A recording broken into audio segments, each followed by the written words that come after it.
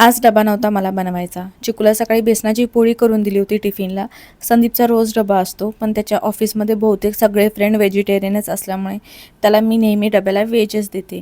आज तो थोडा उशिरा जाणार होता, जेवून जाणार होता, तर म्हटलं चला आज काहीतरी स्पेशल बनवूया.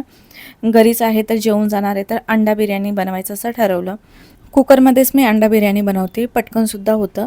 आणि मी 2 वाटी इथे तांदूळ घेतलेला आहे बासमती राईस. फक्त आमच्या दोघांसाठीच बनवते मी, चिकू खात नाही.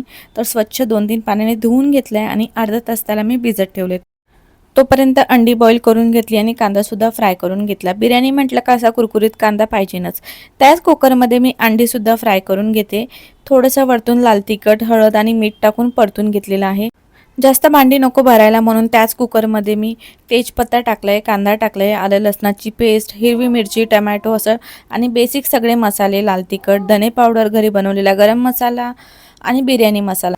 आणि हो, दहीसुद्धा टाकायचा. नॉनव्हेजची बिर्याणी असो किंवा व्हेज, दही टाकायचाच असतो. तर दहीसुद्धा टाकलं आहे मी, ते दाखवायचं राहिलं. वरतून कोथिंबीर भरपूर अशी आणि अंडा फ्राय जे केलेलं ते टाकलं आहे, लिंबाचे 2-3 काप आणि कुकरच्या फक्त 2 शिट्ट्या होऊ दिल्यात मी आणि छान अशी मोकळी कुकरमध्ये बिर्याणी होते. तर तुम्हीसुद्धा एकदा ट्राय करून बघा आणि कशी वाटली बिर्याणी तेही मला सांगा. तर चला भेटूया नेक्स्ट मिनी ब्लॉगमध्ये. तोपर्यंत बाय.